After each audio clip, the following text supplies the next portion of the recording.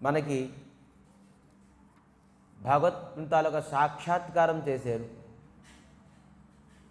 కేవలం 5 సంవత్సరాల అబ్బాయి, కేవలం 6 నెలలు సాధన అంటే ప్రయత్నించారు భగవంతుడిని పొందుతాను అని.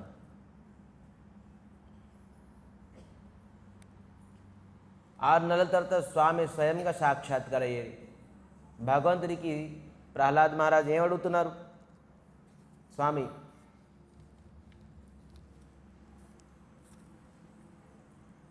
ప్రసంగ మీ భక్తుల తాలూకా సాంగత్యం కావాలి అని అంటున్నారు.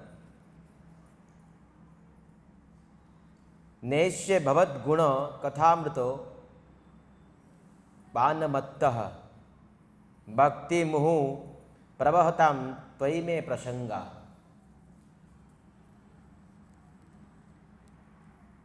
స్వామి, నా పైన మీరు అనుగ్రహం ఉంటే మీ తాలూకా ప్రసంగం ఇమ్మంటున్నారు, మీ తాలూకా కథను మాకు మీ భక్తుల తాలూకా సాంగత్యం ఇమ్మంటున్నారు.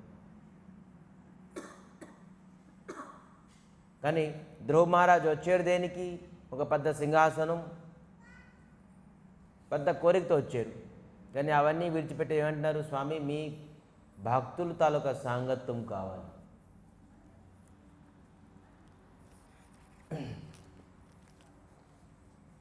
శ్రీకృష్ణ పరమాత్మ, స్వయం శ్రీకృష్ణ పరమాత్మ భగవంతుడు భగవద్గీతలో చెప్తున్నారు, ఊర్ధం గచ్చంతి సత్వస్థ.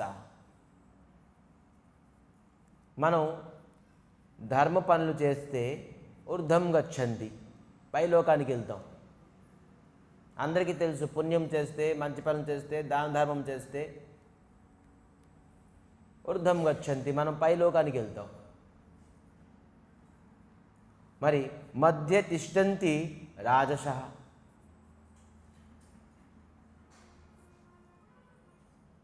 మనం ఎప్పుడైతే ఈ సంసారిక ఈ జగతిక భోగ విలాసం గురించి కేవలం ఆ పనులే చేస్తుంటామో మనం 84 లక్షల జీవరాశులనే ఉంటాం. ఇక్కడే ఉంటాం, ఎక్కడికి పోం, పర్మనెంట్గా ఉంటాం. ఎప్పుడు గాడిదగా, ఎప్పుడు కుక్కగా, ఎప్పుడు పిల్లిగా, ఎప్పుడు ఎలకగా, ఎప్పుడు చేపగా, ఎప్పుడు ఏ ప్రకారంగా పశు పక్షులుగా, ఎప్పుడు మనిషిగా.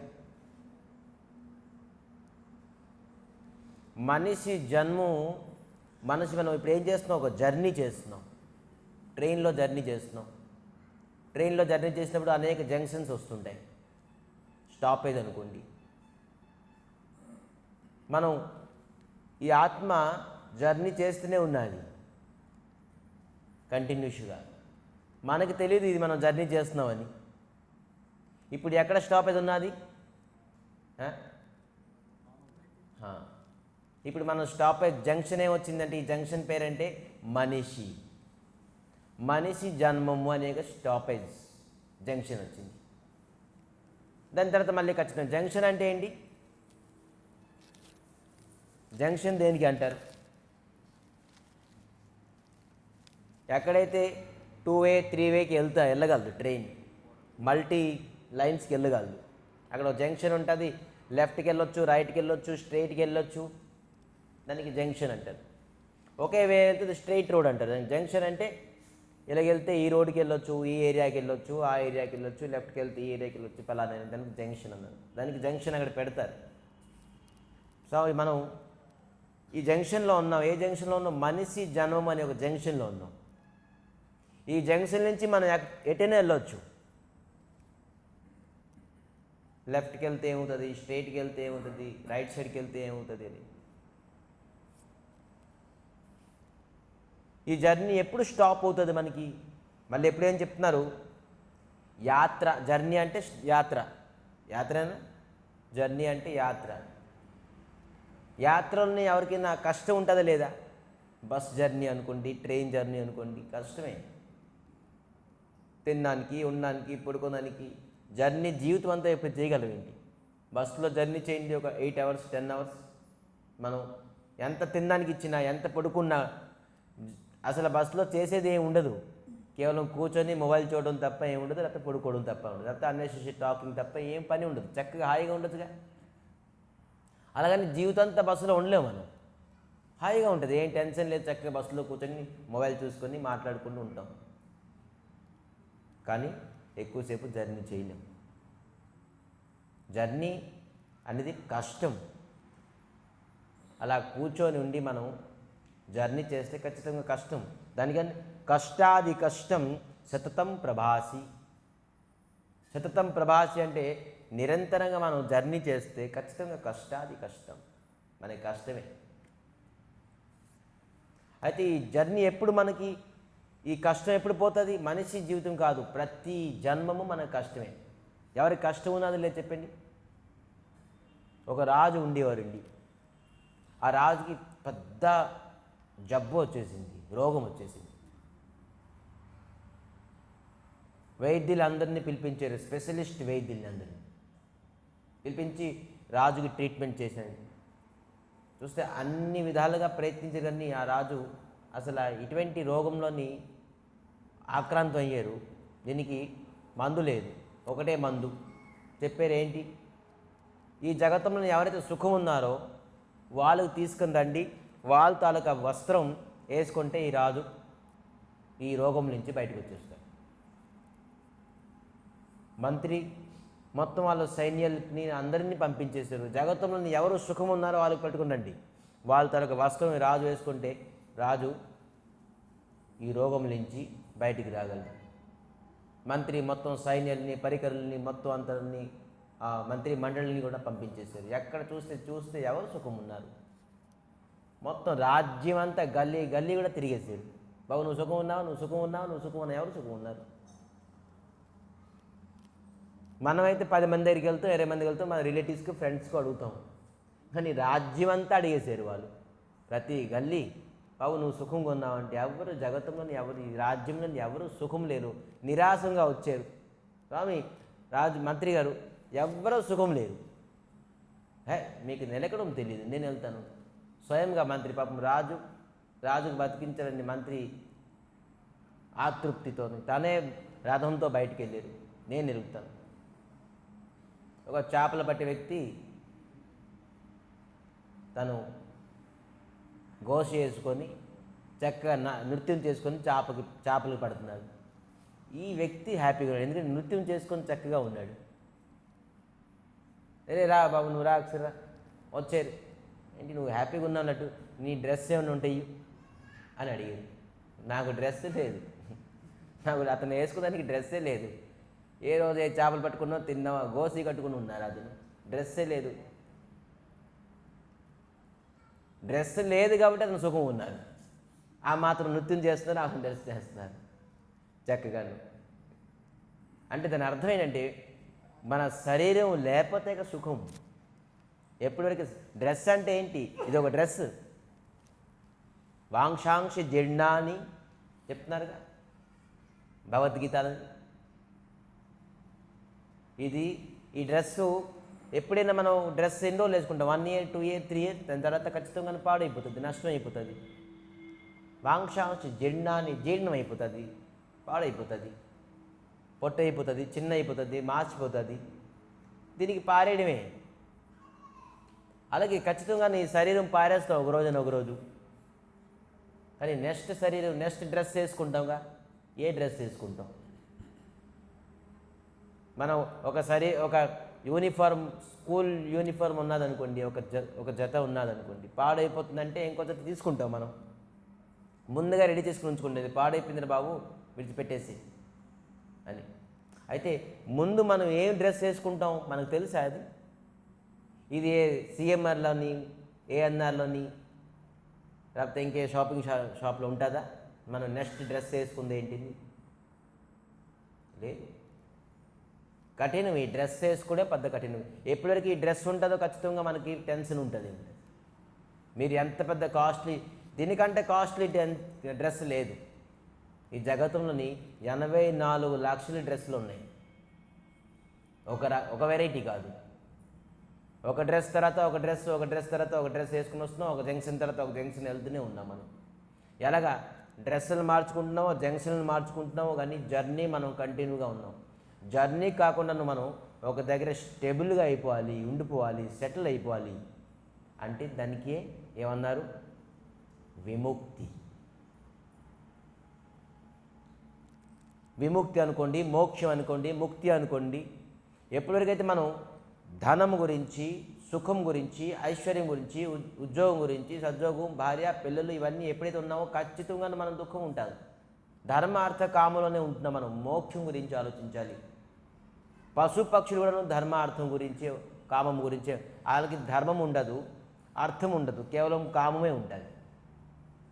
పశు పక్షులు కేవలం కామన కోరికలే ఉంటాయి. వాళ్ళకి ఏం తింటాను, ఎక్కడ పడుకుంటాను, ఏం చేస్తాను, ఇవన్నీ కోరికలే ఉంటాయి. వాళ్ళకి ధర్మము అర్థం కూడా ఉండదు. పశువులకి, పక్షులకి. మనిషికి ధర్మంతో పాటు కూడిన అర్థంతో పాటు వాళ్ళ తాలూకా కోరికల తర్వాత లాస్ట్కి అంతిమంగా మోక్షం కోవాలి. ఈ మోక్షం సమయం ఉన్నది కదండి. పిల్లలు ఇప్పుడే మనకి ఇంకే సమయం ఉన్నది కదా. 60 సంవత్సరాలు అయితే, 70 సంవత్సరాలు అయితే, లేకపోతే ఇంకా రిటైర్డ్ అయితే మనం మోక్షం గురించి ఆలోచించడానికి చెప్పడానికి లేదు. ఇవాళ రేపు జగత్తులోని మన శరీరము ఎన్ని రోజులు, ఎన్ని నెలలు, ఎన్ని సంవత్సరాలు ఉంటాయని దీనికి గ్యారంటీ లేదు. ప్రాయేణ అల్ప ఆయుష కళేవస్మిన్ యుగే జన మంద సుమందమత్తయో మంద భాగ్య విపదత. మన భాగ్యం కూడా మందమే, మన బుద్ధి కూడా మందమే. మందం అంటే ఏంటి? మందం అంటే ఏంటి చెప్తున్నా, ఒక ఎగ్జాంపుల్ చెప్తున్నా. ఒక బ్రాహ్మణుడు ఒక మేక పిల్లని పట్టుకొని వెళ్తున్నాడు సంకలోని. ముగ్గురు దొంగలు దోపిడీ చేయడానికి వాళ్ళకి ఏది లేదు. ఈరోజు వాళ్ళ పని చాలా రోజుల నుంచి దోపిడీ చేయడానికి అక్కడ ఎవరు దొరకలేదు. మాల్దారి. ఏం చేద్దాం అంటే ఈ బ్రాహ్మణు చేతులని మేక పిల్లని కనబడ్డారు. మేకపిల్లే మనకి ఈరోజు దోపిడీ చేయాలి, మరి మనకి లేదు. ముగ్గురు ప్లాన్ వేసుకున్నారు. నువ్వు ఇక్కడ నిల్చో, నేను ఒక 1/2 కిలోమీటర్ నిల్చుంటాను, ఇంకో 1/2 కిలోమీటర్ తర్వాత ఇంకో నిల్చుందాం, ఇలా ముగ్గురు నిల్చుందాం. ఏంటి అంటే ఆ బ్రాహ్మణుడికి చెప్దాం, నువ్వేంటి కుక్క పిల్లలు పట్టుకుని పరిగెడుతున్నావు అని చెప్పేసి చెప్దాం. ముగ్గురు అదే చెప్దాం. బ్రాహ్మణుడు సరే వెళ్తున్నారు. బ్రాహ్మణుడు ఫస్ట్ అతను అడిగారు, ఏ బ్రాహ్మణోత్తమా నమస్కారం, నువ్వేంటి కుక్క పిల్లని వెంకలో పెట్టుకుని వెళ్తున్నారు, ఎక్కడికి వెళ్తున్నారు? అరే బాబు కుక్కపిల్ల కాదు, ఇది మేకపిల్ల అని. ఎవరు చెప్పారండి ఇది కుక్కపిల్లని, కుక్కని పిల్లని పట్టుకుని వెళ్తున్నారంటే, సరేలే నువ్వు పో, నీ కుక్కలా కనబడుతుంది ఇది. ముందుకెళ్ళారు. ప్లాన్ ప్రకారంగా ఇంకో వ్యక్తి వచ్చారు. రే బ్రాహ్మణోత్తమ నమస్కారం ఏంటి, అక్కడ బాగున్నారు, ఎక్కడికి వెళ్తున్నారు? మేకపల్లిని శంఖలో పట్టుకుని ఎక్కడికి వెళ్తున్నారు? ఇతను అన్నారు. అప్పుడు డౌట్ వచ్చింది ఇతనికి, ఇది అసలు మేకపిల్ల కనబడుతుంది నాకు, వీళ్ళందరూ కుక్క అంటున్నారేంటి, బహుశా ఇది కుక్క అయి ఉంటుంది ఏంటి?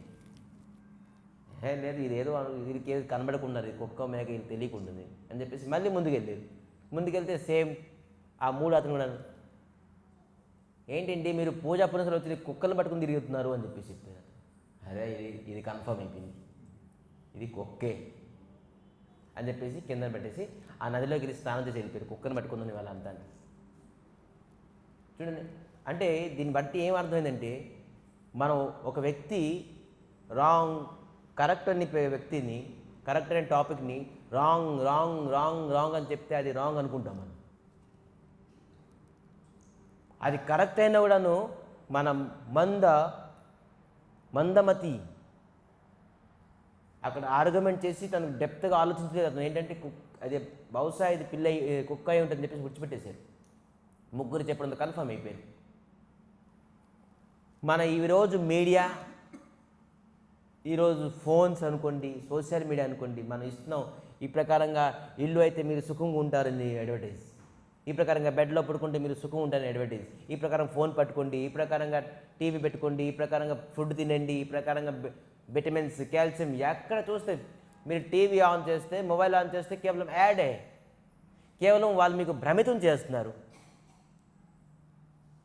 బాబు సుఖం ఇవ్వండి, ఇక్కడ సుఖం ఉంది, ఇక్కడ సుఖం ఉంది, ఇక్కడ సుఖం ఉంది, మీకు ఎంగేజ్ చేసేస్తున్నారు.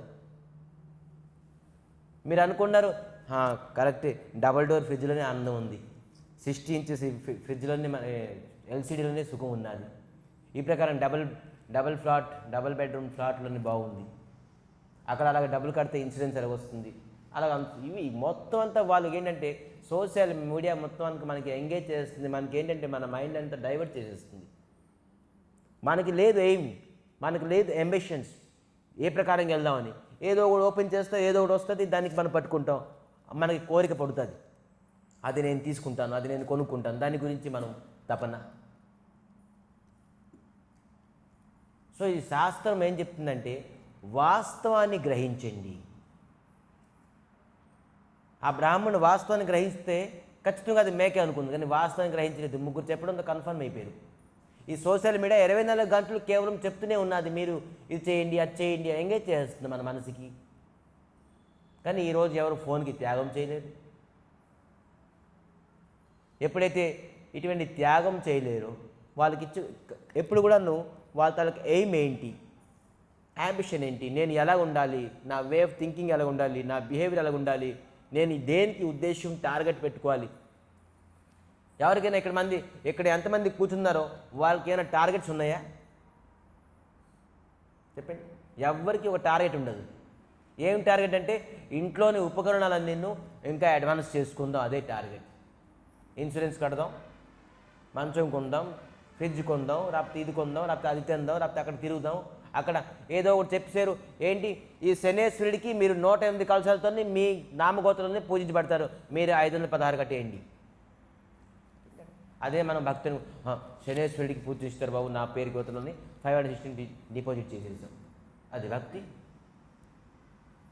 లేకపోతే అక్కడో ఏదో అవుతుంది మహాకాళేశ్వరుడు, లేకపోతే ఏదో పిండం పెడుతున్నారు, అక్కడ మనం డిపాజిట్ చేసేసింది మీ పేరు మీద వచ్చేస్తుంది, అంటే అయిపోయింది భక్తి. మొత్తం అంతాను స్పిరిచువాలిటీ అంతాను మొత్తం ఫోన్లోనే పెట్టేశారు. మనం చేయడానికి లేదు ఎప్పుడు. ఏంటి వాస్తవంగా ఒక మనిషి జీవితం తాలూకు టార్గెట్ ఏంటి ఎవరికి తెలియదు. ఈరోజు ఈ యాడ్ తీసుకుంటే అదే టార్గెట్ పెట్టుకుంటాడు, 50 రకాలు యాడ్ చూస్తాడు, దాంట్లో ఏదో వాడికి నచ్చింది మనసు స్పందించుతుంది, అదే టార్గెట్. అది అయిన తర్వాత మళ్ళీ ఏదో నచ్చుతుంది, ఇంకో టార్గెట్. కానీ వాస్తవమైన టార్గెట్ జర్నీని స్టాప్ చేయాలి. ఈ మనిషి జర్నీ తర్వాత ఇంకో జర్నీ ఉంటుంది, ఇంకో జర్నీ ఉంటుంది, ఇంకో జర్నీ ఉంటుంది. అలాగే 84 లక్షలు స్టాపేజ్ ఉన్నది, జర్నీ ఉన్నది. దీనికి ఎప్పుడైతే మనం బంద్ చేయమో అప్పటి వరకు జర్నీలోని మనం ఎప్పుడూ సుఖపడం. ఎన్ని విధాలుగా మీరు ప్రయత్నించినా కూడాను మీరు సుఖపడవు. అందుకే ఈ జర్నీని స్టాప్ చేయాలంటే కేవలం ఏంటి, ముక్తి దదాతేతి ముకుంద, మనకి భగవంతుడు శ్రీహరి శ్రీకృష్ణ పరమాత్మ శ్రీమన్నారాయణ మనకి మోక్షం ఇస్తారు. మోక్షం ఇవ్వాలంటే, మోక్షం పొందాలంటే గెడ్డాలు మేసాలు ఇల్లు విడిచిపెట్టేసి, భార్యాపిల్లలు విడిచిపెట్టేసి, ఇల్లు వాకులు విడిచిపెట్టేసి, ఉద్యోగం సద్యోగం విడిచిపెట్టేసి ఏం చేయడం అవసరం లేదు. కేవలం మీరు ఏదైతే కార్యం చేస్తున్నారో అది యథాప్రకారంగా చేయొచ్చు. కేవలం భగవంతుడు స్మరణ. దీనికి సుఖదేవ్ గోస్వామి అంటున్నారు స్మరణ భక్తి. స్మరణం అంటే ఊరికనే స్మరణం అంటే భక్తి. ఇది భక్తికి బేస్. మనం ఇల్లు కట్టుకుంటే ఒక బేస్ కట్టుకుంటున్నాం, బేస్మెంట్ ఏంటి, దానికి ఫౌండేషన్ అంటాం. ఒక భక్తికి ఫౌండేషన్ ఏంటంటే శ్రవణం. మనం ఎప్పుడైతే శ్రవణం చేయమో అప్పటి వరకు మన జీవితంలో ఎప్పుడు కూడా ఇల్లు కట్టుకోలేము. ఆ ఇల్లు కట్టుకున్నా కూడా ఏంటి, కూలిపోతుంది. చూడండి, ఫౌండేషన్ లేకపోయినా ఇల్లు ఎప్పుడైనా ఉంటుందా? చూడండి, ఎప్పుడు అది స్థిరంగా ఉండదు. కరెక్ట్గా గట్టిగా మజబూతుగా మనం ఫౌండేషన్ కడితేగా అది, లేదంటే కిందకి దిగిపోతుంది, క్రాక్స్ వచ్చేస్తాయి. ఎయిర్ క్రాక్స్ అనుకోండి, లేకపోతే వాల్ క్రాక్స్ వస్తుంది, బోల్డ్ ఇల్లు కూలిపోతుంది, ఎక్కువ రోజులు ఉండదు. మనది భక్తి ఏదో శివరాత్రికి, జన్మాష్టమికి, లేకపోతే రేపు వచ్చిన వైకుంఠ ఏకాదశికి కొద్దిగా భక్తి వచ్చేస్తుంది, మళ్ళీ తర్వాత కూలిపోతుంది. అవన్నీ ఏం చేస్తుంది? అందుకని మన నిడకడగా వండుకుంటుంది, ఎందుకంటే మనం కరెక్ట్గా బేస్ వేయలేదు కాబట్టి. భక్తికి బేస్మెంట్ అనేది శ్రవణం. మీరు ఎంత శ్రవణం చేస్తారో మీ తాలూకా భక్తి అంత దృఢంగా ఉంటుంది. అంత ఒక్కొక్క అంతస్తులో పైకి వెళ్తుంది. ఫస్ట్ ఫ్లోర్ కట్టొచ్చు, దాని తర్వాత మీకు డబ్బులు వచ్చింది అనుకోండి 2వ ఫ్లోర్ కట్టొచ్చు, ఎందుకంటే మజబూత్గా ఉన్నది ఫౌండేషన్. 3వ ఫ్లోర్, 4వ ఫ్లోర్, 5వ ఫ్లోర్, ఎన్ని ఫ్లోర్లైనా మీరు మీ ఆస్తి పెరగడంతో మీరు ఒకే ఫౌండేషన్ దగ్గర అనేక ఫ్లోర్లు కట్టవచ్చు. ఈ విధంగా ఫ్లోర్లు కట్టి భగవంతుడి పాద పద్మాల వరకు మీరు ఫ్లోర్ కట్టుకుని వెళ్ళొచ్చు. కానీ ఫౌండేషన్ లేకపోతే, శ్రవణం లేకుండా ఎవరు ఎప్పుడు కూడా భక్తి చేయలేరు. ఒకవేళ అది భక్తి అయితే కేవలం అది కైతవ, చీటింగ్ చేసుకుంటారు. మీ మనసుకి మీరు చీటింగ్ చేసుకుంటున్నారు. ఈరోజు భక్తి పేరు మీద అనేక బొట్టులు, అనేక మాలలు, అనేక పూజలు, అనేక ఆరాధనలు, మొత్తం అంతా భక్తి పేరు మీద చెడిపోయింది. మొత్తం అంతా కల్మషం అయిపోయింది. భక్తి ఏంటి తెలుసుకోవాలి మనం. ఫోన్ల వల్ల, లేకపోతే ఎవరు చెప్పడం వల్ల కాదు. ఎవరు మహాత్ములు, శాస్త్రంలో ఏమి రాసున్నది, ఎవరో ఒకరు చెప్పారు, దానికి మనం గుడ్డిగా నమ్మేచ్చాం, పదండి అలా చేద్దాం. లేదు, శాస్త్రం రాసున్నదా, ప్రమాణం ఉన్నదా దీంట్లోనేమినాను, ఎక్కడ రాసున్నది, రాసుంటే ఏ శ్లోకంలో ఉన్నది చదవండి, తెలుసుకోండి. మనం ఒక స్కూల్ జాయిన్ చేద్దామన్నా, లేకపోతే ఒక ఆఫీస్లో కంపెనీలో జాయిన్ అవుదామన్నా అనేక విషయాలు మనం ఆలోచిస్తున్నాం. ఆ కంపెనీ మనకు బాగుంటుంది లేదా, మన ఫ్యూచర్ బాగుంటుంది లేదా. మనం ఆ ఫోన్ కొంటే, వాస్తవం ఒక ఫోన్ కొంటే అది ఎన్ని రోజులు గ్యారంటీ, వారంటీ, దాని తాలూకా ర్యామ్ ఏంటి, దాని తాలూకా మెమరీ ఏంటి, బోల్డ్ ఆలోచిస్తున్నాం. ఒక వ్యక్తి ఇలా చేసేస్తే మీకు ఇలా దొరికిపోతుంది అని చెప్తే మనం ఆపదానికి వెళ్ళిపోతావా? దానికి ఏంటి గ్యారంటీ ఏంటి, వారంటీ ఏంటి, అది ఏంటి, దాని ప్రూఫ్ ఏంటి? అలా అక్కడికి వెళ్ళండి, అక్కడ దీపం వెలిగిస్తే మీకు అనుకుంది అయిపోతుంది. అలా అక్కడ వెళ్ళండి, అక్కడ అన్నదానం చేస్తే మీకు ఖచ్చితంగా అవుతుంది. అలా అక్కడ వెళ్ళండి, నూనె పోయండి, అక్కడికి వెళ్తే మీకు ఇవన్నీ కావు. అలా అక్కడికి వెళ్ళి నిమ్మకాయల మాల వేయండి, అలా అక్కడ వెళ్ళి బీబుదు రాసుకోండి.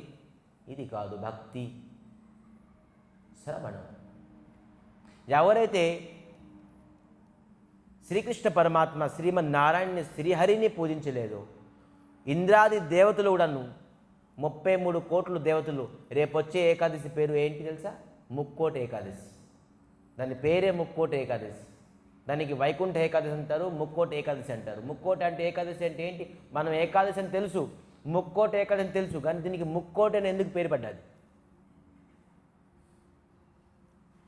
ముక్కోటి అంటే 33 కోట్లు. ముక్కోటి అంటే 33 కోట్లు. 33 కోట్లు దేవతలు కూడాను ఆ రోజు ఏకాదశి వ్రతం చేస్తారట. అందుకే ముక్కోటి ఏకాదశి అన్నారు. అరే, ముక్కోటి దేవతలు కూడాను ఏకాదశి చేయడానికి ఏం అవసరం వచ్చింది? వాళ్ళకి వ్రతం ఎందుకు? వాళ్ళకి ఉపవాసం ఏంటి? ఉపవాసాలు వ్రతాలు చేస్తే ఎవరు కష్టంలో ఉంటే ఉపవాసాలు వ్రతాలు చేస్తారు, భక్తి కావాలంటే ఉపవాసాలు వ్రతాలు చేస్తారు. స్పిరిచువాలిటీ అంటే ఆధ్యాత్మికంగా ఉన్నామంటే ఉపవాసాలు, వ్రతాలు, నియమాలు, పూజ పునస్కారాలు చేస్తారు. అయితే ముక్కోటి దేవతలు ఎందుకు పూజా పునస్కారాలు చేస్తున్నారు? ఎందుకు ఉపవాసం చేస్తున్నారు? ఎందుకు వ్రతం చేస్తున్నారు? అయితే చేస్తే ఎవరు వ్రతం చేస్తున్నారు, ఎవరికి ఉపవాసం చేస్తున్నారు, ఎవరికి పూజిస్తున్నారు వీళ్ళు, అది తెలుసుకోవాలి. సో ఈ ముక్కోటి దేవతలు శ్రీహరి, శ్రీమన్నారాయణుడు, శ్రీకృష్ణ పరమాత్మకి ఆరాధన చేయడానికి, అతనికి పొందడానికి, అతని అనుగ్రహం పొందడానికి ఈ ముక్కోటి దేవతలు కూడా ఆ రోజు ఏకాదశి చేస్తున్నారు. మనకి తెలియదు. ఏదో ముక్కోటి అంటే ఏదో మనకు పుణ్యం వచ్చేస్తుందని చెప్పేసి లైన్గా వచ్చేస్తాం గుడికి, కానీ వ్రతం చెయ్యం. భగవంతుడు పొందమనే ఉద్దేశం ఉండదు, ఏదో దర్శించుకుందాం అంతే. అంటే ముక్కోటి దేవతలు ఆ రోజు ఏకాదశి చేస్తారు. దేనికి చేస్తున్నారు అది ఎప్పుడైనా ఆలోచించారా? ముక్కోటి ఏకాదశి అని చెప్పేసి మనం పేరు పెట్టుకున్నాం, ఆ టాపిక్లోనే ఆన్సర్ ఉన్నది. ముక్కోటి దేవతలందరూ ఏకాదశి చేస్తున్నారు. ఎవరిని ఉపాసిస్తున్నారు, ఎందుకు ఉపాసిస్తున్నారు, వాళ్ళకి ఏంటి లోపాలు? ఎవరికైనా లోపాలు ఉంటే, కావాలంటే, కోరికలు ఉంటే వాళ్ళు వ్రతాలు నియమాలు చేస్తారు. చెప్పండి, నేను 21 రోజులు వ్రతం చేస్తాను బాబు, 31 రోజులు వ్రతం చేస్తాను బాబు, నాకు ఈ కోరిక అయిపోవాలి, నాకు ఆ దుఃఖం ఉన్నది, ఆ కష్టం పోవాలి, నాకు ఈ కోరిక ఉన్నది. అయితే ఈ దేవతలకి ఏం కోరిక ఉన్నది? సో ప్రతి దేవతలకి కూడాను శ్రీహరి అంతలోక అనుగ్రహం ఉండాలని కోరుకుంటారు. అటువంటి శ్రీహరిని మనం ఎప్పుడైతే టార్గెట్ పెట్టుకోలేదో మనిషి జన్మము వృధా అయిపోయింది. ఈ జర్నీ వేస్ట్. మనం ఇంటి నుంచి బయటకు వచ్చాం ఆఫీస్కి వెళ్ళడానికి, బయటికి వెళ్ళాం, ఆఫీస్కి వెళ్ళకుండా చుట్టూ తిరుగుతున్నాం, కానీ ఆఫీస్కి వెళ్ళకుండాం. సో మీరు ఇంటి నుంచి బయలుదేరడానికి అర్థం ఉన్నదేమైనా? కానీ ఏ ఉద్దేశంలో బయలుదేరారు మీరు ఇంటి నుంచి బయటికి? ఆఫీస్కి వెళ్దామని.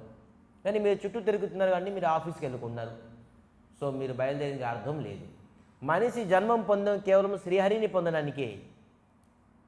ఎందుకంటే మనిషి జన్మలోనే శ్రీహరిని పొందగలం. ఇది ఇటువంటి జంక్షను మనం ఖచ్చితంగాను మన ట్రైన్ని టర్న్ చేసుకోగలం. ఇంకా వేరే వేరే జంక్షన్స్ వస్తాయి, దానికి టర్నింగ్స్ లేవు, స్ట్రైట్ రోడే. పశువు పక్షులు కుక్కలు ఇటువంటివి వేరే జంక్షన్కి టర్న్ చేయలేరు. వాళ్ళు కుక్క ఒకటి మనిషిగా పుట్టాలంటే సాధ్యం కాదు, కానీ మనిషి కుక్క ఇవ్వాలంటే ఈజీ. కానీ ఒక కుక్క మనిషి అవ్వాలంటే అతను తనకి 84 లక్షల జీవరాశి వెయిట్ చేయాల్సి వస్తుంది. కానీ మనిషి కుక్క పొందాలంటే చెప్తున్నాను. అందుకే జగన్య గృణ వృత్తిస్థ అధో గచ్చంతి తామస. అధో గచ్చంతి తామస. జగన్య వృత్తం అంటే ఎవరైతే పాప పని చేస్తారో, జగన్య వృత్తి చేస్తారో వాళ్ళు ఏంటి? తమస. అధోగచ్చంది తమస, అధోగతిని పొందుతారు. అధోగతి అంటే ఏంటి? అధోగతి అంటే నీచాతి నీచ జన్మం పుడతామంట. పశుపక్షులుగా పుడతాం. మనం పాపం చేస్తున్నాం, కానీ ఆ పాపం చేస్తున్నాం అనేది కూడా మనకు తెలియదు. ఎలాగా బ్రాహ్మణుడికి ఇది మేక పట్టుకుందానా కుక్క పట్టుకుందానా తెలియదు, చెప్పేశారు. పర్లేదు, మీరు సోమవారం వ్రతం చేసేయండి, మంగళవారం పర్లేదు తినొచ్చు. ఇటువంటి వ్రతాలు, ఇటువంటి పూజలు, ఇటువంటి పునస్కారాలు. ఏదో విజయదశమి సోమవారం పడిపింది, మేకని బలి ఇవ్వకండి, మంగళవారం కదా మంగళవారం బలి ఇచ్చేసింది. ఒక కల్మషమైన భక్తి. విజయదశమి దశమి రోజు సోమవారం పడిపింది అంటే అమ్మవారు చెప్పారు, మీకు సోమవారం నాకు బలి ఇవ్వద్దని చెప్పేసి. మంగళవారం అయితే బలి ఇచ్చిమని చెప్పేసి చెప్పారు అమ్మవారు. తన పేరు ఇంకా అమ్మవారు అంటున్నారు, మరి అమ్మ అని పిలుస్తున్నారు. మీకు అమ్మ, మీకు కన్నారా? ఎవరికి అమ్మ? అది అమ్మ ఈ జగతానికి జగజ్జనని అన్నారు అమ్మవారికి. జగజ్జనని అంటే మీకు ఎలాగైతే అమ్మ, పశుపక్షులు కూడా అమ్మాయి. ఆ పశుపక్షులు తీసుకెళ్ళి ఆ పిల్లలు తీసుకెళ్ళి అమ్మ ముందు బలిస్తారా? మీ అమ్మ ప్రసన్నం అయిపోతారా? మీ తమ్ముడినో మీ చెల్లెల్లో వెళ్ళి తీసుకెళ్ళండి, మీ అమ్మ దగ్గర బలి చేయండి. అది కాదు. భక్తి పేరు మీద కల్మషం ఉండకూడదు. ఎప్పటి వరకైతే మీకు శ్రవణం ఉండదో, శ్రీహరి పైన మీకు శ్రీహరి గురించి మీకు తెలియదు, అప్పటివరకు మీలో భక్తి లేదు. మీరు ఎన్ని గుళ్ళకి వెళ్ళండి, ఎన్ని రోజులు గోపురాలకు వెళ్ళండి, ఎన్ని పుణ్యక్షేత్రాలకు వెళ్ళండి, ఎన్ని తీర్థయాత్రలకు వెళ్ళండి, ఎన్నిసార్లు కొండపై వెళ్ళి గుండు గీసుకోండి, దేనికి పనికిరాదు. సమయేవ కేవలం సమయాన్ని నష్టం చేసుకున్నారు, మరి శ్రమని నష్టం చేసుకున్నారు తప్ప దేనికి పనికిరాదు. అందుకే జీవితంలో తెలుసుకోవాల్సింది ఏంటంటే శ్రీమన్నారాయణుని శ్రీభక్తి, శ్రీహరిని, శ్రీకృష్ణ పరమాత్మని తెలుసుకోవాలి. ఎవరో ఏదో చెప్పారు, ఏదో మనం వెళ్ళిపోవాలి, ఎలా చేస్తే భక్తి అవుతుంది, అలా చేస్తే భక్తి అవుతుంది అని కాదు. ఎప్పుడైతే మీరు భగవద్గీత చదవలేదో, భాగవతం చదవలేదో, వినలేదో, అప్పటి వరకు మనం ఎప్పుడు భక్తి చేయలేము. మరి కేవలం మనిషే ఇటువంటి పుస్తకాలు చదవగలడు, వినగలడు, అర్థం చేసుకోగలడు. భగవద్గీత లాంటి అద్భుతమైన గ్రంథాన్ని ఎవరు చదువుకోలేరు, ఎప్పుడు కూడా వాళ్ళు వాస్తవం ఆధ్యాత్మికుని ఎప్పుడు కూడా వారు చేరుకోలేరు. ఆధ్యాత్మికని టచ్ చేయలేదు ఇప్పుడు వాళ్ళు. అనుకుంటున్నారు వాళ్ళు ఆధ్యాత్మికంగా ఉన్నాను అని. గుడికి గోపురం వచ్చేస్తే ఆధ్యాత్మికం అనుకుంటున్నారా, భక్తి అనుకుంటున్నారా? ఇలాగ కోటి జన్మలు కూడాను గుడికి వచ్చినా కూడాను మనకి ఏ ప్రకారంగా లాభం లేదు. చాలామందికి ఒక విషయం చెప్తే మరి ఎప్పుడు గుడి కూడా రారు. అయినా కూడా నేను రాపోయినా పర్వాలేదు, కానీ వాస్తవం అనేది చెప్పాలి. ఎవరైతే చూస్తారా, స్త్రీలకి ఒక నెలకి 5 రోజులు రాకూడదు బయటికి, 5 days ఇంటి నుంచి బయటికి రాకూడదు, ముట్టకూడదు, అంటుముట్టు ఉంటుంది. అలాగే ఒక వ్యక్తి 7 రోజుల కింద మాంసాహారం తినుంటే అతను ఏ ఆలయానికి వెళ్ళకూడదు. 7 days మనం 7 days తినకుండా ఉన్నామా? 7 డేస్లోని మనం తినుంటే మనం అసలు ఆలయానికి వెళ్ళకూడదు. ఎందుకంటే ఆ మాంసాహారం మన శరీరాన్ని కంప్లీట్గా డైజెస్ట్ అవ్వడానికి 7 డేస్ పడుతుంది. 7 డేస్ తర్వాత ఇది డైజెస్ట్ అవుతుంది. సో అప్పటివరకు మనకి ఖచ్చితంగా అంటూ ఉంటుందట శరీరానికి, మాంసం టచ్ చేసిన వల్ల అంటూ ఉంటుంది. సో మనం అలగుడికి వస్తాం, శవానికి ముడితే మనకి అంటుంటుందా లేదా? శవానికి ముట్టుకుంటే మనం స్నానం చేస్తున్నాం, పెరటికాళ్ళ నుంచి వస్తున్నాం, గంగా నీళ్ళు చల్లుకుంటున్నాం, ముట్టుకుంటే ఆ శవాన్ని తింటున్నాం. ఏ శవమైనా పోనీ, అది కోడి శవం అనుకోండి, మేక శవం అనుకోండి, చేప శవం అనుకోండి, ఏదో ఒక శవం తిన్నాంగా. ఆ శవం తాలూకా అంశము మన శరీరంలో 7 రోజులు ఉంటుంది. చెప్పండి, మరి గుడికి వెళ్దాం మనకి అంటూ లేదా? సో విధానంగా చెప్పాలంటే బోల్డ్ వరకు ఉన్నది. మనం ముఖ్యమైన ఉద్దేశం ఏంటి? చాలామంది ఈ ప్రకారంగా తినేసి నేను భక్తి చేస్తున్నాను అంటే అవదు, మానాలి. ఇంట్లో పరిస్థితుల్ని మనం మార్చుకోవాలి, యథార్థం చెప్పాలి, యథార్థం ఉండాలి, ధర్మముగా ఉండాలి. మరి ఇటువంటి ఆహారం తిని అతనికి ఎప్పుడు ఆధ్యాత్మికంగా అనే చింతన ఎప్పుడు రాదు. అది వస్తుందంటే కేవలం అతని తల ఆలోచన తప్ప ఆధ్యాత్మిక చింతన ఉండదు. ఇది రాక్షస వృత్తి వ్యక్తులే ఇటువంటి ఆహారం తింటారు. మనుషుల తలొక తిండి కాదు, ఆహారం కాదు. సో ఈ ప్రకారంగా మనం చెప్తే ఎవరు చేదుగా అనిపింటారు, ఎవరి గుడికి రారు. ఈ గుళ్ళోనే ఏంటి ఈ విధంగా చెప్తున్నారు అని చెప్పేసి వాస్తవంగా కరెక్ట్గా మనకి చెప్పేవాళ్ళు లేరు కాబట్టి, ప్రపంచంలోని తగ్గిపోయారు కాబట్టి వాస్తవంగా గ్రహించలేకపోతున్నారు. వాస్తవం కాదు. మనం గుడి కట్టాము, ఇక్కడ గుళ్ళని తీర్థప్రసాదాలు ఇచ్చేసి మనకి రాబడి కావాలి, ఇక్కడ ధనం కావాలని మనం కట్టలేదు. మా గురువారు ఈ గుడిని, ఈ దేవాలయాన్ని కట్టారు. ఏంటంటే దీనికి టీచింగ్ సెంటర్ అన్నారు, శిక్షా కేంద్రం. ఏం శిక్షా కేంద్రం? ఇది స్పిరిచువల్ టీచింగ్ సెంటర్, ఆధ్యాత్మికమైన శిక్షా కేంద్రం. మనం వాస్తవ కథని మాట్లాడండి, వాస్తవం చెప్పండి. ఎవరో ఏదో అనుకుంటారు, ఎవరో రారు, ఎవరో ఏదో అనుకుంటారని చెప్పేసి మీరు వాస్తవ కథని ఎప్పుడు మానుకోకండి. అడ్జస్ట్మెంట్ ఉండకూడదు. మనం ఒక షర్ట్ తీసుకుంటే, ఒక ఫోన్ తీసుకుంటే, ఒక ఇల్లు తీసుకుంటే మనం అడ్జస్ట్మెంట్ అవుతున్నామా? లేదు. దేనికి మనం అడ్జస్ట్మెంట్ అవ్వం. మంచి క్వాలిటీ కావాలి, క్వాంటిటీ కావాలి. కానీ మనం మనిషి జీవితానికి ఎందుకు అడ్జస్ట్మెంట్ అవుతున్నాం? ఆధ్యాత్మికంలో ఎందుకు అడ్జస్ట్మెంట్ అవుతున్నాం? అడ్జస్ట్మెంట్ అవ్వకూడదు. సో ఈరోజు మనం కథని ధ్రువ మహారాజ్ తాలూకా ఒక శ్లోకాన్ని ప్రారంభిద్దాం. చెప్తున్నారు ఏంటంటే,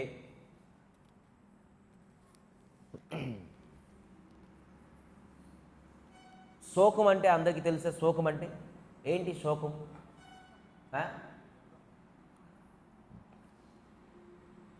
పాస్ట్ అయిపోయింది దానికి ఆలోచిస్తే, చింతిస్తే, ఒక ఘటన అయిపోయింది, దానికి ఆలోచించి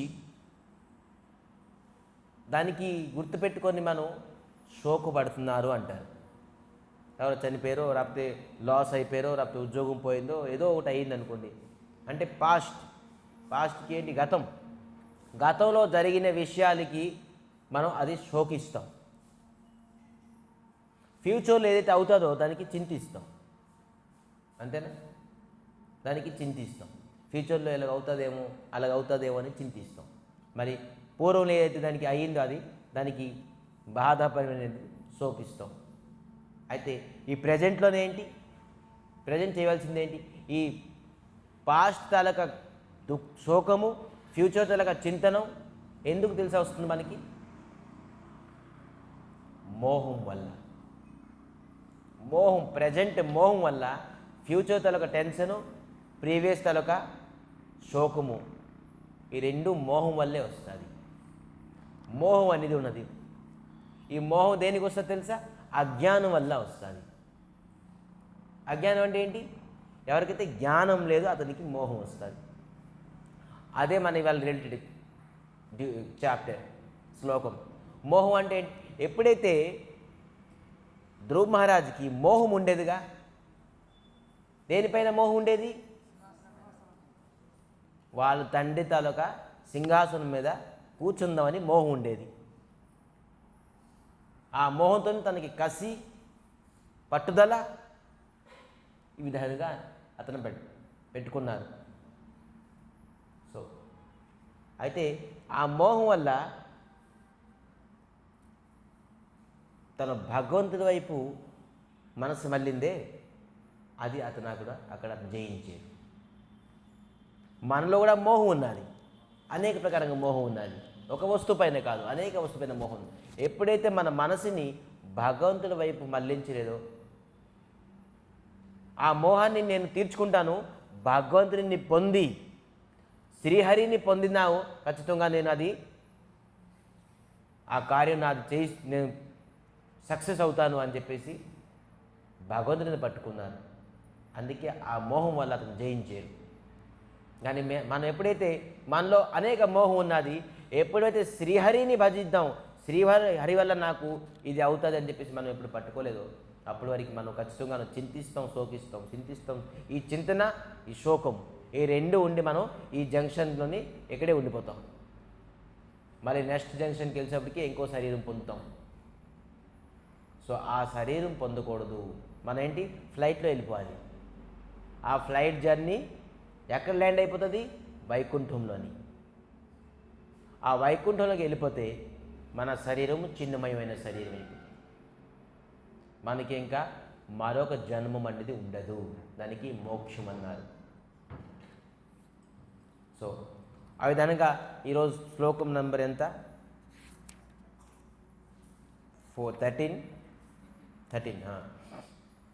సో చదవండి అందరూ. తీర్యన్ నగ ద్విజ సరీసృప దేవ దైత్య మర్త్య ఆదివి పరిచితం సద్సద్ విశేషం రూపం సవిష్టం అజతే మహదా అద్యనేకం నాతః పరం పరమో వేద్మి న యత్ర బాధః తీర్యన్నగద్విజ సరీసృపదేవ దైత్య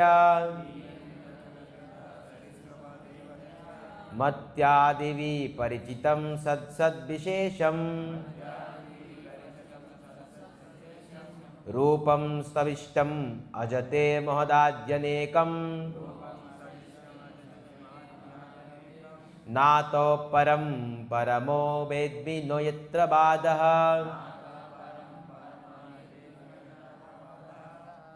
ఇక్కడ తీర్యన్ అని రాస్తున్నారు. తీర్యన్ అంటే ఏంటంటే పశువులు.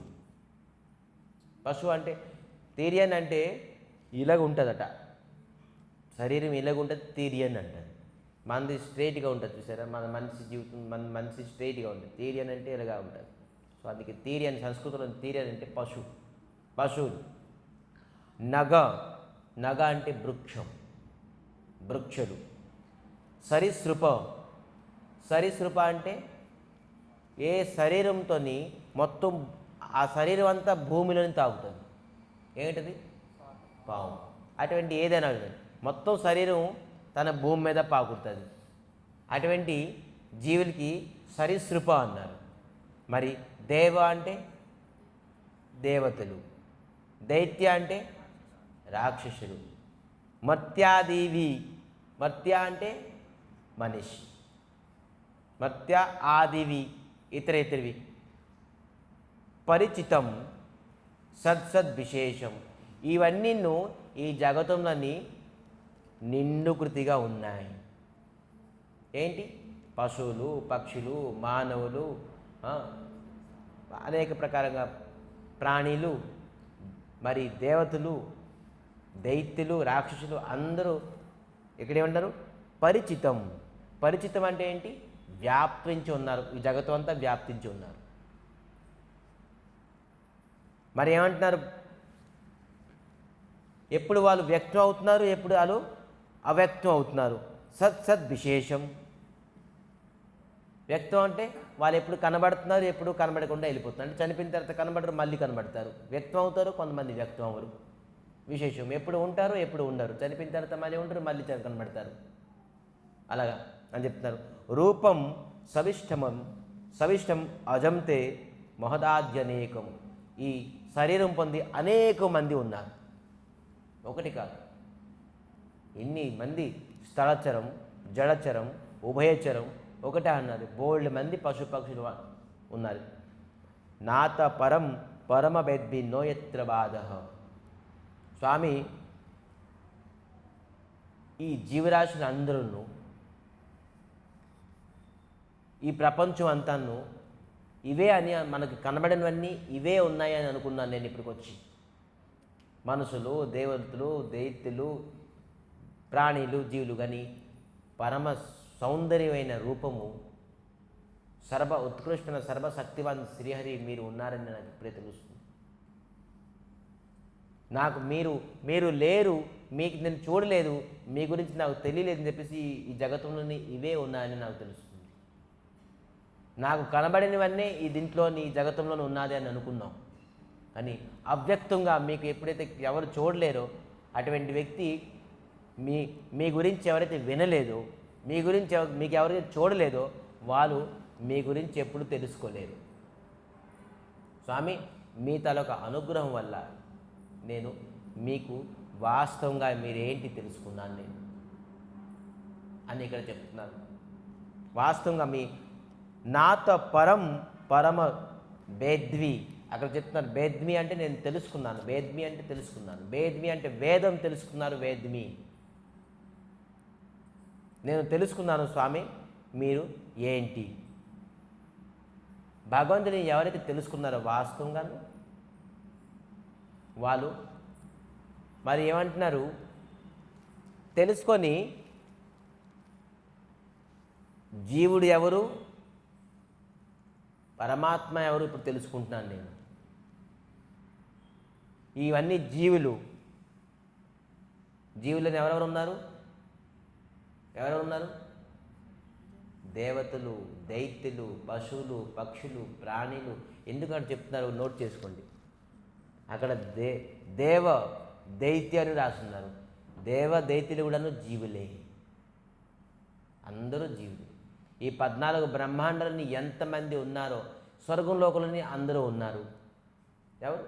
దేవతలు. వీళ్ళు కూడా జీవులే. అంటే మనకంట సర్వోత్కృష్టమైన జీవులు.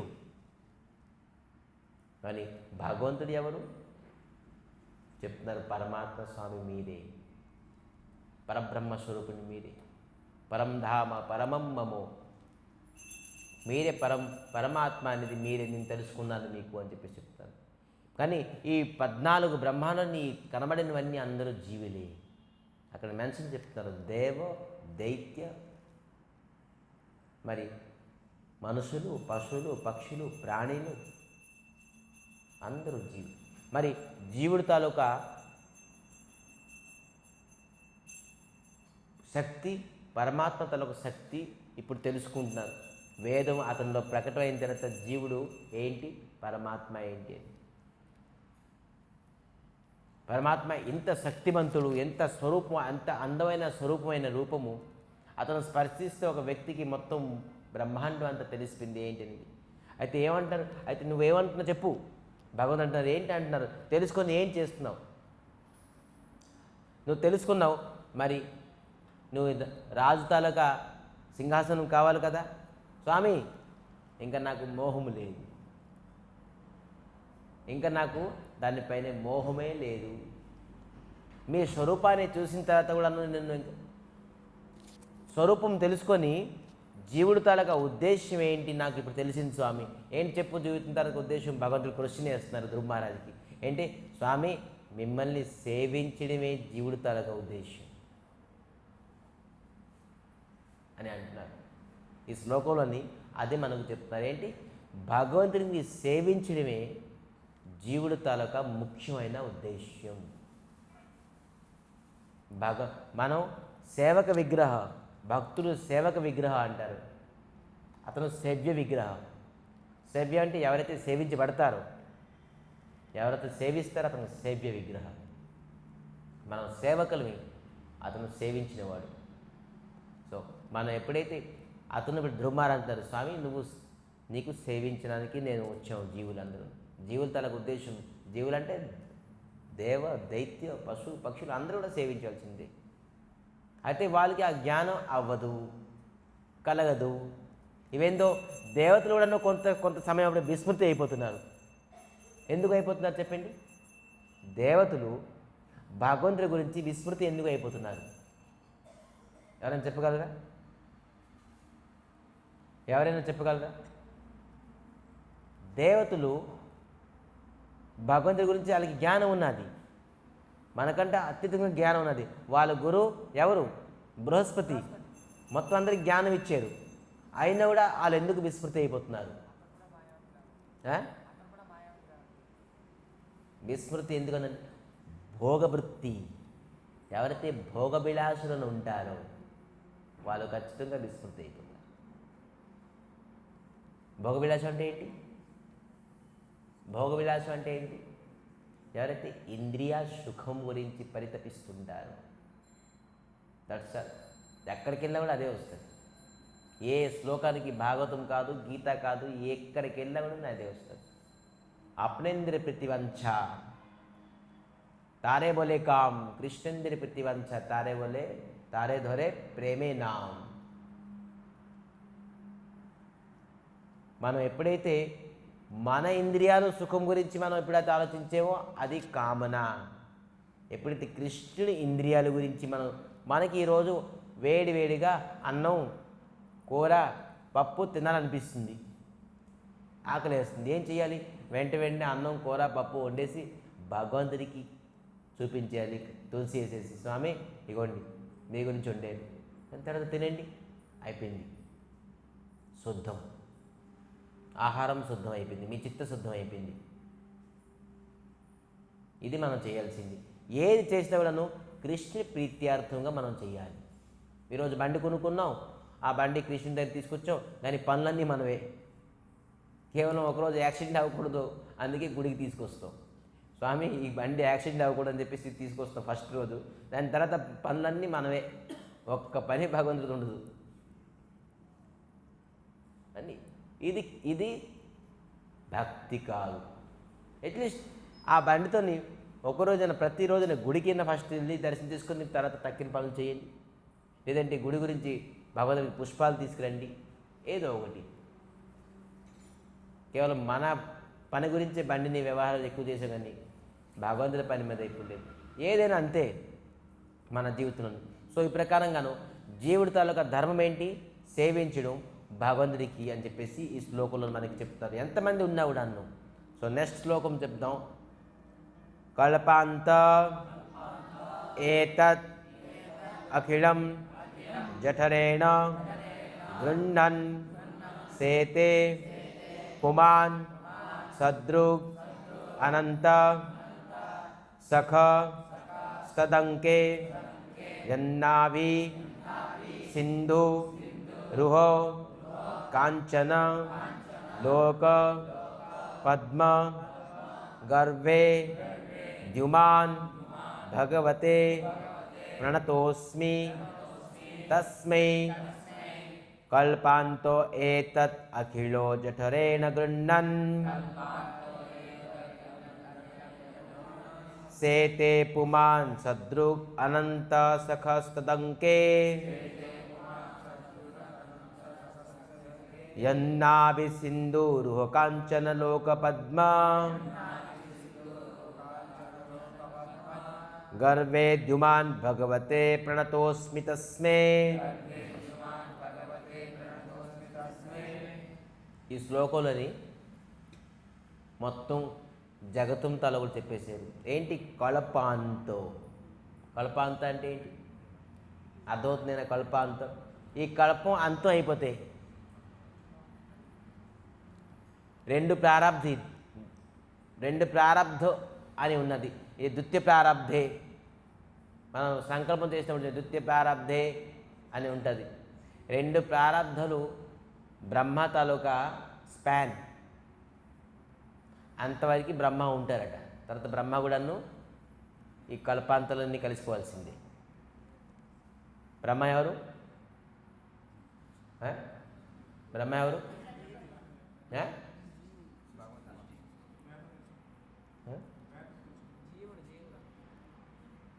మొట్టమొదటి జీవం.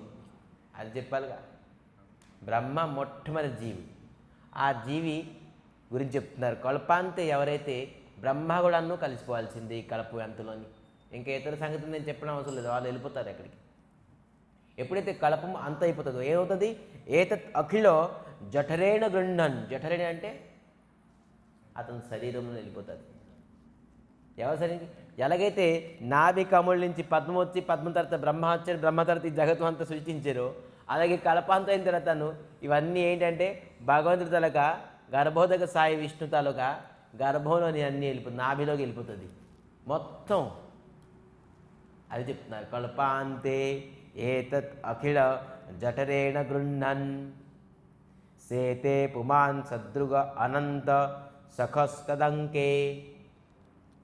ఆ స్వామి ఎలాగుంటారంటే అనంత అనంత సఖో stanke అనంత వాసు పైన సైన్యం చేసి సైన్య నిద్రలు అతనిలో వెళ్ళిపోతుంటే బాధపడి కష్టపడి వెళ్ళడం కాదు. భగవంతుడు సైన్యంగా ఉంటారు, చక్కగా అనంత వాసుదేవి పైన సైన్యం ఉంటారు. మొత్తం జగత్తు అంతా కడపంతో అయిన తర్వాత అతని గర్భంలోనికి వెళ్ళిపోతుంది. మనం 1 కిలో కన్నా 2 కిలో తినేసాం అనుకోండి, ఇంక కడుపు పట్టేసుకుంటాం. కానీ చూడండి, భగవంతుడు మొత్తం కలప ఒక బ్రహ్మాండం కాదు, మీరు అనుకున్నారు ఒక బ్రహ్మాండం, అలాగ అనేక బ్రహ్మాండాలు. ఒక బ్రహ్మాండం వెళ్ళిపోయింది. ఏంటి? నిశ్వాస ప్రశ్వాసం. నిశ్వాసం అంటే విడిచిపెట్టడం, ప్రశ్వాసం అంటే తీసుకురావడం. ఎప్పుడైతే ప్రశ్వాస అంటే మొత్తం అంత బ్రహ్మాండం అంత లోనికి వెళ్ళిపోతుంది. ఎప్పుడైతే ఉంటుంది? మళ్ళీ నిశ్వాసం విడిచిపెట్టినరికి నిశ్వాసం విడిచిపెడితే మళ్ళీ బ్రహ్మాండం యాజ్ ఇట్ ఈస్గా ప్రకటన అవుతుంది. మళ్ళీ నాభికం నుంచి పద్మం వస్తుంది, పద్మం నుంచి మళ్ళీ బ్రహ్మ వస్తారు, బ్రహ్మ నుంచి మళ్ళీ సృష్టి అవుతుంది. మళ్ళీ కలప అంతే, కలపం అంత అయిన తర్వాత మళ్ళీ నిశ్వాసంలోని మొత్తం అంతా. భగవంతుడు ఒక శ్వాసలోని మొత్తం అంతా బ్రహ్మాండాలన్నీ సృష్టి అవుతుంది, బ్రహ్మాండాలన్నీ లోనికి వెళ్ళిపోతున్నాయి. ఇది తెలుసుకున్నారు వేదం తెలుసుకొని ఎవరు? ధ్రువ మహారాజ్. ధ్రువ మహారాజ్ తెలుసుకున్నారు, స్వామి మీ తాలూకా స్వరూపం ఏంటి? మరేమంటున్నారు? యన్నాభి సింధు. నాభి సింధు అని అంటున్నారు. నాభి సింధు అంటే, నాభి అంటే ఇది, సింధు అంటే సముద్రం. ఆ సముద్రంలో మొత్తం అంతా ప్రపంచం అంతా వెళ్ళిపోతుంది. ఆ సముద్రం తక్కువ సముద్రం కాదు. యన్నాభి సింధు రుహ కంచన లోకం.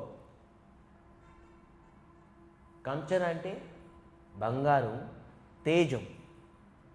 ఎప్పుడైతే ఆ లోకం అంతా వెళ్ళిపోతుందో, లోనికి వెళ్ళిపోతుంది, సమావేశం అయిపోతుందో, సూర్యుడు కూడా ఉండరుగా. సూర్యుడు ఉండరు, చంద్రుడు ఉండరు, ఎవరు ఉండరు, ఇంక మొత్తం అంతా ఇంకేముండదు. అప్పుడేంటిది? కాంచన లోకం. అతని తాలూకా తేజం, ఆ కంచనలోక పద్మము ఏదైతే నాభి కవళం ఉన్నది దాంట్లో నుంచే తేజం అంటూ ఉంటుంది. సూర్యుడు లేకపోతే అంధకారం అనుకుంటాం మనం, మొత్తం అందరూ వెళ్ళిపోతారుగా లోనికి. అప్పుడేంటి? భగవంతు తాలూకా నాభి కమల నుంచి వచ్చిన పద్మమే అన్నిటికీ లోకానికి మొత్తం అంతా ప్రకాశిస్తుంది. అప్పటికి ఇంకా సూర్యుడు సృష్టించలేదు భగవంతుడు ఇంకా. అయితే మొత్తం చీకటిగా ఉంటుందా? లేదు. ఏంటి? కాంచన లోక పద్మ. భగవంతుడు తాలూకా ఏదైతే పద్మ సృష్టి దాంట్లోనే తేజోమయంగా ఉంటుంది. మంది గర్భే దుమాన్ భగవతే ప్రణతోస్మి తస్మే. అటువంటి గర్భదుక సాయి విష్ణుని నేను స్వామి ప్రణతోస్మి తస్మే నమస్కరిస్తున్నాను. అటువంటి శ్రీహరి నువ్వు కలపం అంతం అయిన తర్వాత మొత్తం ఈ జగతం బ్రహ్మాండం మొత్తం కూడాను నీ నాభి కమలంకి వెళ్ళిపోతుంది. బ్రహ్మాది దేవతలు కూడాను, మళ్ళీ జీవులు అంటున్నారు ఇక్కడ. బ్రహ్మకి, దేవతలకి, మనుషులకి, పశువులకి, పక్షులకి, ప్రాణులకి కూడా జీవించారు. ఈ మొత్తం అంత బ్రహ్మాండం అందరూ కూడాను మీ తాలూకా కల్పాంతరుని మీ యొక్క నాభి కమలంలోని సమావేశం అయిపోతుంది. అంటే ఎటువంటి స్వరూపం అటువంటి భగవంతుడిది. ఈ ప్రపంచం అంతా ఆ నాభిలో వెళ్ళిపోతుందంటే ఆ తాలూకా స్వరూపం ఎటువంటిది? అతను ఎంత మనిషి. మనం ఒక పూట హెవీ అన్నం తింటే రెండో పూటలో మనం తినడానికి ఇష్టపడుకుంటుంది, తినడానికి స్పేస్ లేదు. అయితే ఆ పొట్టలోని, ఆ నాభిలోని భగవంతుడికి ఎంత స్పేస్ ఉంది. అయితే ఆ పొట్టలో అంత స్పేస్ ఉందంటే అతను ఎటువంటి విరాటమైన పురుషుడు. మరి అటువంటి విరాటమైన పురుషుడు బృందావనాన్ని చిన్న బాలుడుగా వచ్చేది, బాల్య స్వరూపంగా ఆడుకుంటున్నారు. అందుకేగా యశోదామ్మకు చూపించారు మొత్తం నోట్లోని బ్రహ్మాండాలని, మొత్తం బ్రహ్మాండాల నోట్లోని చూపించేశారు. మరి విశ్వరూపం చూపించేసారు ఒకసారి ఎవరు అర్జునుడికి, చూడు నా రూపం, ఏమనుకుంటున్నావు నాకు, నీ బావ ఏమంటారు అర్జునుడు ఏమవుతారు? బావమరిదా, బావమరిదాడు బావ అనుకుంటున్నా, చూడు నా స్వరూపం ఏంటి, సఖా సఖా అని పిలుస్తున్నాను, చూసిన సఖా అనుకుంటున్నావా, చూడు నా విశ్వరూపాన్ని చూడు. మొత్తం దేవతలు, పశువులు, పక్షులు, మొత్తం అన్నీ కూడా అన్ని దేవతలతో సహా నేను ఉన్నాను, నా నుంచే ప్రకటమవుతుంది చూడు చెప్తున్నారు. మంచి శ్లోకం ఉన్నది కదా, ఏం శ్లోకం అది? అహం సర్వస్య ప్రభవో మత స్మృతి మత సర్వం ప్రవర్తతే ఇతి మత్వా భజంతే మాం బుధా సమన్విత. ఏం చెప్తున్నారు? అహం సర్వస్య ప్రభవో మత సర్వం ప్రపంచ, నా వల్ల అంత సృష్టి అవుతుంది, సృష్టించబడ్డాది, నేనే మొత్తం సృష్టించాను, మరి నా వల్ల అంత ప్రళయం అవుతుంది. ఇతి మత్వా భజంతే మాం, ఈ విధానంగా తెలుసుకొని ఎవరైతే నన్ను భజిస్తారో బుధాభావ సమన్విత, అటువంటి వ్యక్తి తెలివైనోడు, జ్ఞాని. ఇంకా అందరూ అజ్ఞాని. అజ్ఞాని వల్ల ఏమొస్తుంది? అజ్ఞాని వల్ల ఏమొస్తుంది? మోహం. మోహం వల్ల ఏమవుతుంది? భవిష్యత్తు గురించి చింతిస్తాం, గతం గురించి శోకిస్తాం. సో మనకి శోకం ఉండకూడదు, చింత ఉండకూడదు అంటే మోహం పోవాలి. మోహం పోవాలంటే మనం అజ్ఞానం తొలగాలి. అజ్ఞానం తొలగాలంటే ఏంటి? జ్ఞానాన్ని పొందాలి. జ్ఞానం పొందాలంటే ఏంటి? మనం నిరంతరంగా భగవత్ సత్సంగం, భగవత్ స్వరూపాన్ని చింతించాలి. సో ఇదొకటే జ్ఞానం చేసిన ధ్రువ మహారాజ్ భగవంతుడి నామాన్ని చింతించారు, అతనికి అన్ని ప్రకారంగా జ్ఞానం ప్రకటమైపోయింది.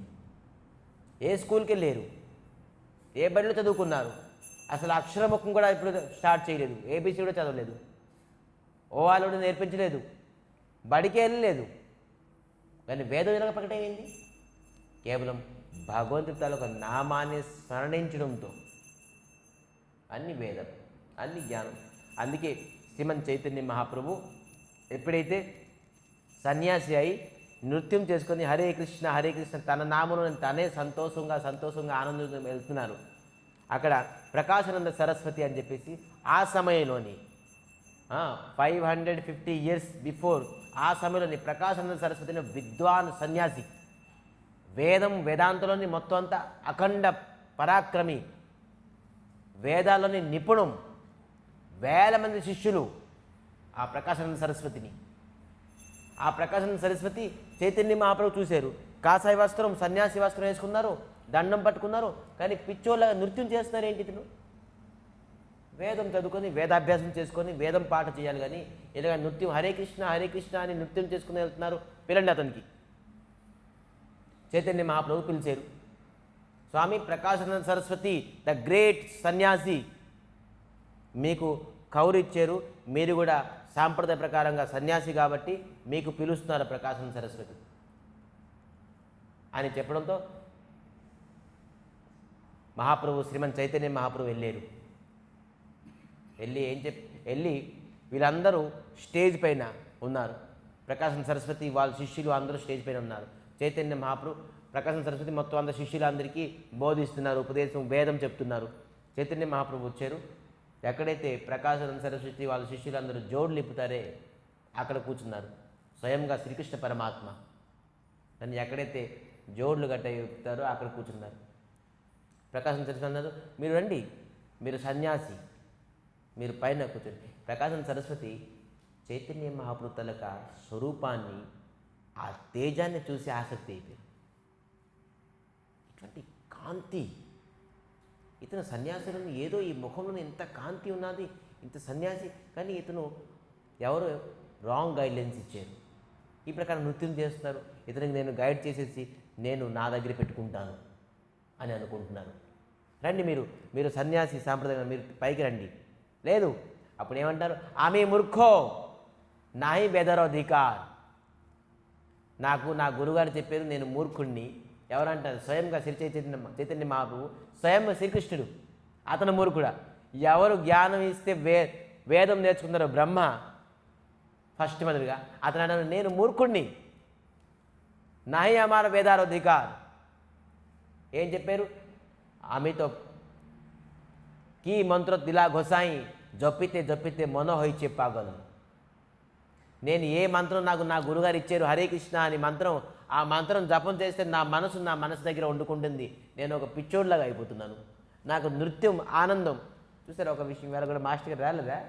వచ్చారా మాస్టర్ గారు? చూడండి, ఒక వ్యక్తి ఆనందంగా ఉంటే ఏం చేస్తాడు చెప్పండి? అతనికి ఆనందంగా ఉన్నది, అతనికి ఏదో సక్సెస్ అయింది, ఏదో అతని మనసు కొద్దిగా ప్రస్ఫుల్లుగా ఉన్నది, ఏం చేస్తారు చెప్పండి? కొన్ని ఇండికేషన్స్ చెప్పండి. ఇప్పుడు లేరా మీరు అలాగా? కొన్ని ఇండికేషన్ చెప్పండి. ఇండికేషన్స్ ఏమని?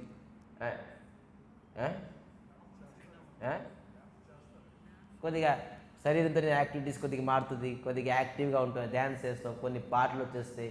అది ఏ పాటలు అనుకోండి, సినిమా పాటలో ఏ పాటలో కొద్దిగా అంటే ఆ ఆనందాన్ని ఏదో ఒక మనం వ్యక్త చేస్తాం మన శారీరకంగా యాక్టివిటీస్లోని, లేదనుకోండి మన పాట రూపంగాను ఏదో రూపంగాను మనం కొద్దిగా వ్యక్త చేస్తాం. ఎప్పుడైతే శ్రీకృష్ణ భక్తి ఉన్నాడో వాడు ఖచ్చితంగా నృత్యం చేస్తాడు, అతను ఖచ్చితంగా వాడు పాట పాడతాడు, నామం చేస్తాడు, విడిచిపెట్టి ఉండలేడాడు. ఎవరైతే దుఃఖంగా ఉన్నాడో అడే ఉంటాడు. ఎలా ఉంటుంది చెప్పండి? ఎలా ఉంటాడు? ఒక సైడ్లో కూర్చొని ఏదో చింతించుకొని తల మీద చేరబెట్టుకొని కూర్చొని, అదే ధ్యానం. చింతించుకోవడమే ధ్యానం. అంటే ఆడికి ఆనందం లేదు, ఆ ఆడు ఏదో చింతలో ఉన్నాడు కాబట్టి ఆడు కూర్చున్నాడు మూలలో కూర్చొని. కానీ ఆనందంగా ఉన్నాడు ఏం చేస్తాడు? నృత్యం చేస్తాడు, పాట పాడతాడు. చైతన్య మహాప్రభు అది అంటున్నారు, నేను ఆనందంగా ఉన్నాను. ఎందుకంటే భగవంతుడు నామం ఎవరైతే జపం చేస్తారో వారు ఖచ్చితంగా ఆనందంగా ఉంటారు. ఎవరికైతే శోకం ఉన్నదో, దుఃఖం ఉన్నదో, చింత ఉన్నదో వాళ్ళు మూలలో కూర్చొని ఏదో ధ్యానం చేస్తాడో ఏదో కూర్చుంటాడు అక్కడ. మనం అలా కూర్చోకూడదు. మనకి మహాప్రభు ఇచ్చారు, అద్భుతమైన ధనం ఇచ్చారు. ఏం ధనం? నామధనం. సో అటువంటి నామధనంతో మనం ఈరోజు ఈ కథాన్ని ఇక్కడ ప్రసంగాన్ని పనిచేద్దాం. సో ఏంటి ఈరోజు పాట? ఏ ఘోర సంసారే పడియా మానవో నా పాయే దుఃఖేరో శేష.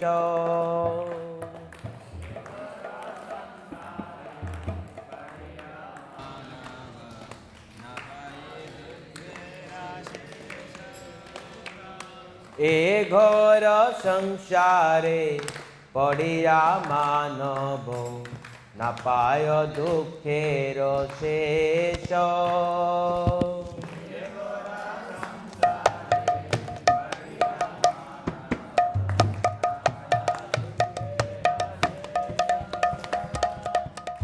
ఏ ఘోరమైన సంసారం నుండి మనిషి పడి ఏమన్నాడు?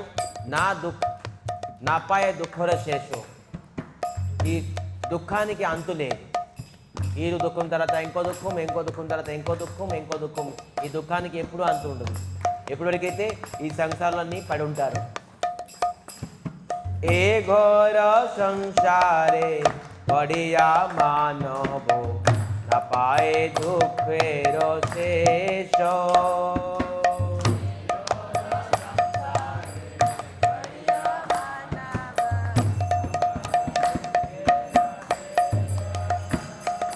साधु संग करी हरि भजे यदि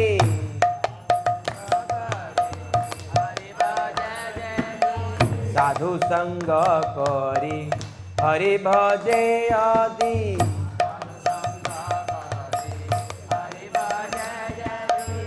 तबे अंत हय क्लेश।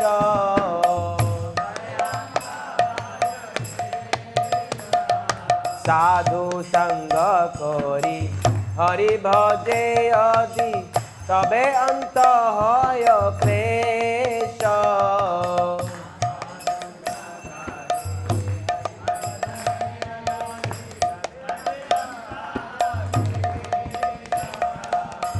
సాధు సంగం చేసి హరిభజనం చేస్తే అప్పుడు మనకి క్లేశ అంటే దుఃఖం అంతం అవుతుంది. దానికి మించిన వేరే ఉపాయం లేదు. సాధు సంగం చేసి హరిభజనం చేయడం వల్ల మన తలకు దుఃఖము క్లేశము నష్టం అవుతుంది. ఏ ఘోర సంసారే పడియా మానవ నా పాయే దుఃఖేరో శేష.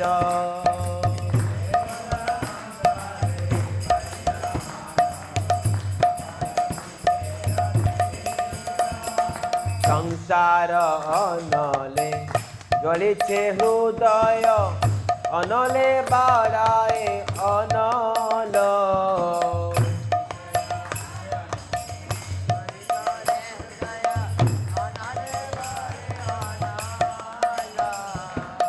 సంసారం అనోలే అంటే అగ్ని. ఇదేం అగ్ని? జలంత అగ్ని. జలంత అగ్ని అంటే మండుతున్న అగ్ని. అగ్ని అంటే ఎప్పుడో మండింది కాదు, ఎప్పుడో మండుతున్నదని కాదు. ఇది జ్వలంతం, కంటిన్యూషన్ ఫార్మ్. ఇది ఎప్పుడు మండుతూనే ఉంటుంది.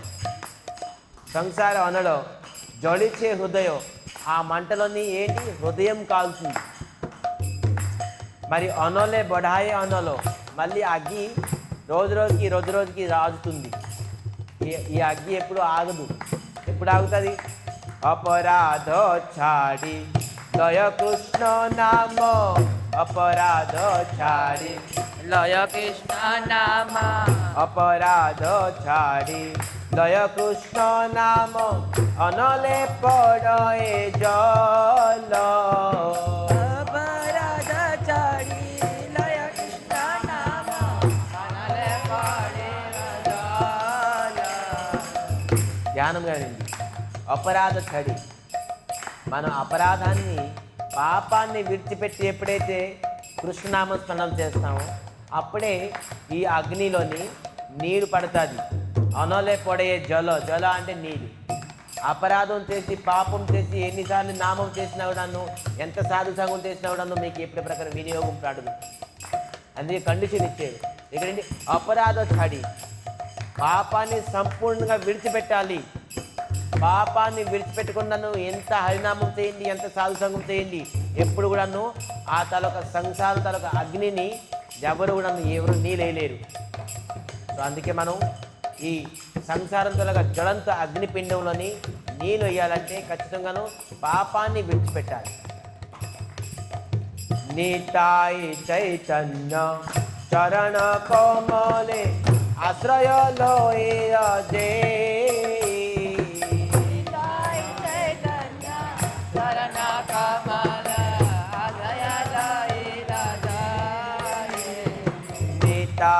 চৈতন্য চরণ কমলে আশ্রয় লইল যে, তাই চৈতন্য আশ্রয় লইল যে। నిత్యాయ చైతన్య మహాప్రభు తాలూకా చైతన్య మహాప్రభు మరి నిత్యానంద ప్రభు, కృష్ణ బలరాములు వాళ్ళ తాలూకా చరణ కమలను ఎవరైతే ఆశ్రయం తీసుకుంటారో, কৃষ্ণ দাস বলে জীবন মরণে, কৃষ্ণ দাস বলে জীবন মরণে, কৃষ্ণ দাস বলে জীবনে মরণে আমার আশ্রয় সে, কৃষ্ণ দাস বলে চরণ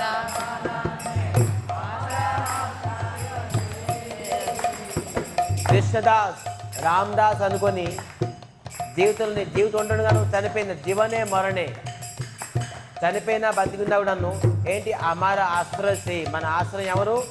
శ్రీకృష్ణ పరమాత్మ, శ్రీహరి, శ్రీ చైతన్య మహాప్రభు, శ్రీ నిత్యానంద ప్రభు.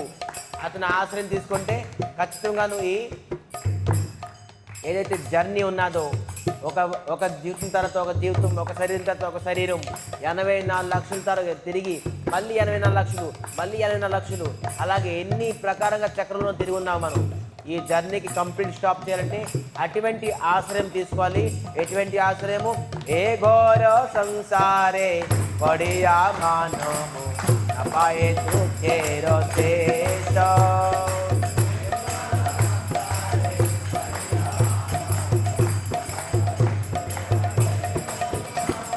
সাধু সঙ্গ করি हरि भजे जदि तबे अंत होय क्लेश साधु संग करि हरे भज जेति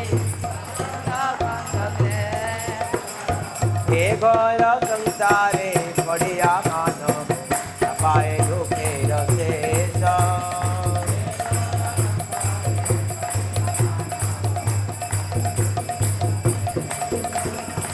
हरे कृष्णा कृष्णा कृष्णा हरे हरे हरे राम राम राम हरे हरे हरे हरे हरे राम हरे कृष्णा कृष्णा कृष्णा हरे हरे हरे राम राम राम हरे हरे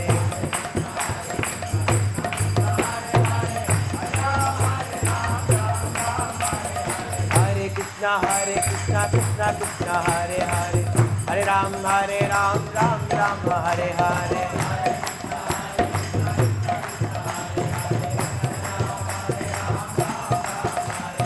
हरे कृष्णा कृष्णा कृष्णा हरे हरे हरे राम राम राम हरे हरे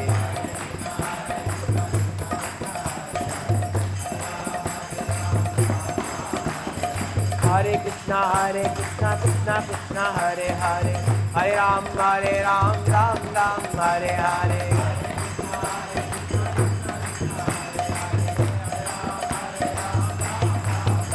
हरे कृष्णा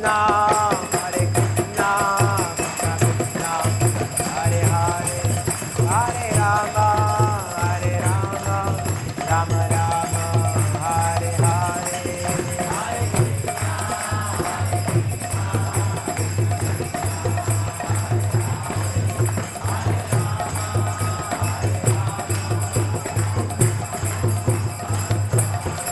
हरे कृष्णा कृष्णा कृष्णा हरे हरे हरे राम राम राम हरे हरे